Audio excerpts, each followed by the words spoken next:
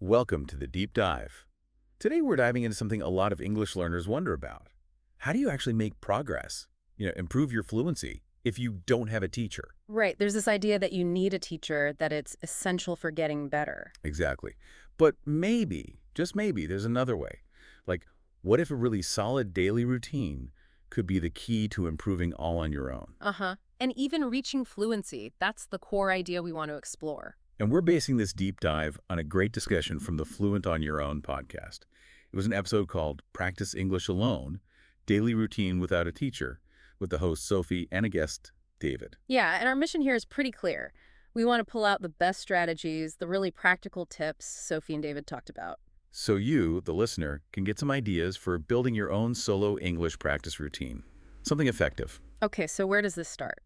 Well, the podcast conversation really kicked off with David talking about his own sort of aha Yeah. moment. Right. He realized that even though he'd been in English classes, he wasn't really using the language much outside of that. It was like this separate thing he did. And that's a huge realization, isn't it? That passive learning in class, it's just not the whole picture. He Yeah. figured out he needed to actively, well, live the language. Live the language. I like that. Making it part of just everyday life. Exactly. It's not just about scheduling study time. It's about weaving English into what you're already doing. And that's what led him to create this routine. Sophie, on the podcast, she really hammered home the importance of routine. She had this analogy like going to the gym. Oh, yeah, that was a good one. Because it really shows how consistent small efforts add up. It's better than, trying to do one massive session once a week. Right. Like 10 focused minutes every day probably gets you further than a stressful hour on Saturday. Definitely. Consistency over intensity. Okay, so let's get practical. What did David's routine actually involve? He kicks off his day with what he called morning listening. And the interesting thing here is that it's pretty passive. Like, while he's getting ready, maybe making coffee, showering, whatever, he just has English podcasts or YouTube videos playing. So not intense focus, more like background immersion. Exactly. Creating that environment where you're just hearing the sounds, the rhythm, your brain is picking stuff up, even if you're not consciously, studying every word. Okay, I see, kind of soaking it in. What sort of things did he listen to? Well, he mentioned a mix, which seems smart. Some stuff specifically for language learners, with explanations. Right. But also just native content. Things like interviews on topics he finds interesting, tech reviews, people telling stories, that kind of thing. Ah, so real-world English, not just textbook stuff. Yeah, exactly. It helps you hear how people really talk, different accents, casual language, filler words, all that natural stuff. Vlogs, interviews, anything really. And crucially, he mentioned picking stuff he actually enjoyed. Absolutely key. If you like it, it doesn't feel like work, does it? You're way more likely to stick with it day after day if you're genuinely interested. Makes sense. So after the listening, he shifts gears to something more active for pronunciation. Shadowing. Yeah, this is a powerful technique. He spends maybe 10, 15 minutes on it after breakfast. He takes short video clips, Okay. listens to a sentence, pauses it, and then repeats it himself. But he's really paying attention to the intonation, the rhythm, how the words link together, trying to copy it exactly. So not just saying the words, but copying the music of the sentence. Precisely. It trains your mouth, trains your brain to make those English sounds more naturally. It helps you sound, well, more fluent, more natural. You feel the rhythm better. Totally.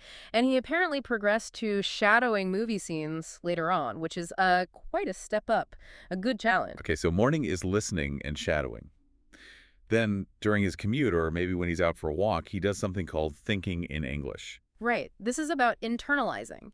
He makes a conscious effort to, narrate what's going on around him or what he's doing in English inside his head. Instead of thinking in his first language and translating. Exactly. No translation step, just direct thought in English. Like, okay, I'm walking to the station now, or that dog looks friendly. Simple stuff. It sounds simple, but I bet it's incredibly effective for making that direct link. It really is. It forces your brain to operate in English, building those pathways so you can access words and grammar more spontaneously later on. Less hesitation. Okay, so that covers the daytime. Then in the evening, he adds some writing practice. Journaling. Yeah, writing uses a different part of the brain, right? It makes you slow down, think about how sentences fit together, choose your words more carefully. What did he write about? Just short things, mostly. About his gay, maybe some thoughts he had, or perhaps something new he learned in English. And, really importantly for someone learning alone, he found ways to get feedback, even without a teacher standing over him. That's crucial. Taking charge of your own learning. He mentioned using tools like Grammarly for quick checks on grammar and spelling, Okay. and also using online language forums, places where you can share your writing and get comments from other learners or even native speakers sometimes. It helps you spot your own patterns, your typical mistakes. That's a great way to get input without needing a formal class. Mhm. Now, speaking, that's often the big hurdle for solo learners, isn't it? How did David tackle that?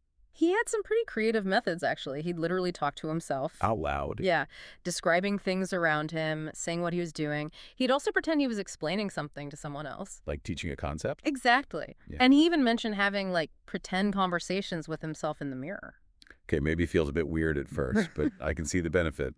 Zero pressure. Totally. It's a completely safe space. No fear of making mistakes or looking silly. You can just experiment, build confidence, get your mouth moving. And just get comfortable hearing yourself speak English.